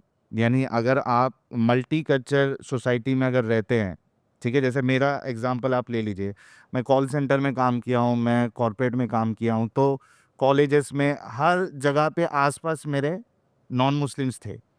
तो अब नॉन मुस्लिम्स में रहते हुए फिर एक कट्टर इस्लाम को फॉलो करना, तो कहीं ना कहीं वो आपको चुभता है कि यार ये मेरा दोस्त है, इसको मैं दोस्त मानता हूँ, इसको मैं जहन्नमी कैसे मान रहा हूँ, इसको मैं छोटा कैसे मान रहा हूँ, ये मेरे त्यौहार में तो मुझे सेलिब्रेट कर वो विशेष भेज रहा है, इसके त्यौहार में मैं नहीं भेज सकता क्योंकि वो हराम है, शिर्क को बढ़ावा देने जैसा है। तो जब आप मल्टी कल्चर इन्वायरमेंट में, एटमॉस्फेयर में आप रहते हो, उसके बाद एक पर्सपेक्टिव देने वाला कोई आपको मिल जाए कि यार आप जो मानते हो वो इस वजह से गलत है, क्योंकि क्या होता है कि आप एक गलत चीज़ को कई सालों साल तक फॉलो करते हुआ आपको कभी गलत नहीं लगता। जब एक पर्सपेक्टिव दिया जाता है कि भाई इस वजह से ये चीज़ गलत है, तब वो चीज़ क्लिक होती है, हाँ यार ये तो गलत है। तो एक वल्नरेबिलिटी क्या बोलते हैं यार, वल्नरेबिलिटी, ये वर्ड ही ऐसा है। हाँ, ये शब्द ही वल्नरेबल बना देता है। वल्नरेबल ही है शब्द। अच्छा, सिर्फ वल्नरेबल हो तो समझ में आता, वो ईटी वीटी आज में करो बाद में तो और जबान जो है पलटती नहीं है। तो ये जो चीज़ है ना, ये लोगों को समझना चाहिए कि अगर उनका कोई मोमिन दोस्त है तो आसानी हो सकती है उनको इस्लाम की हकीकत बताने में। तो ऐसी सारी चीज़ें जिससे इजीली एक इंसान जो है इस्लाम से बाहर निकल सकता है। अच्छा, इसमें एक लास्ट पॉइंट सिर्फ ऐड करना चाहूँगा कि आप देखिएगा, इस केस में तो लड़की ने इस्लाम छोड़ दिया था, लेकिन 97%, मैं सेफर साइड के लिए 3% सिर्फ छोड़ रहा हूँ, 97% मामले में आप देखोगे हमेशा, चाहे वो लड़का हो या लड़की हो, आपसे एक ही एक्सपेक्टेशन रहता है कि आपने इस्लाम कबूल करना है, चाहे लड़का हो चाहे लड़की हो। एक्सपेक्टेशन क्या है? आपने इस्लाम कबूल करना है। हम हिंदू नहीं बनेंगे, हम दूसरा नहीं बनेंगे, ना हम आपको हिंदू रहने देंगे जैसे स्पेशल मैरिज एक्ट है, नहीं। एक्सपेक्टेशन क्या है? आपको इस्लाम। अच्छा, ये चीज़ आपको इन लोगों में भी देखने मिलेगी जो आपको लगेगा कि यार ये तो मुसलमान ही नहीं है। जैसे बॉलीवुड में टीवी सीरियल्स में अभी किसी का एक चल रहा था, कोई चाहत खन्ना थी, उसने भी इस्लाम कबूल किया हुआ था, तो वहाँ पे भी आप देखो यही चीज़ मिलेगी कि सामने वाला हिंदू नहीं बन रहा है, आपको इस्लाम कबूल करना है। फिर वो एक इन्फ्लुएंसर है, टिकटॉक इन्फ्लुएंसर, वहाँ पे भी देखिए लड़की का नाम रिद्धि है, वो इस्लाम कबूल कर रही है, ये हिंदू नहीं बन रहा है। तो 97% तो बेवकूफ़ी किस में है ये सोचना पड़ेगा। जी, ठीक है जी। तो thanks to this wonderful audience for being part of this wonderful discussion. आपका नाम क्या है जिन्होंने लास्ट क्वेश्चन पूछा था? आपके लिए गिफ्ट है हमारे पास for best question of this session. आइए लीजिए नाजिया जी।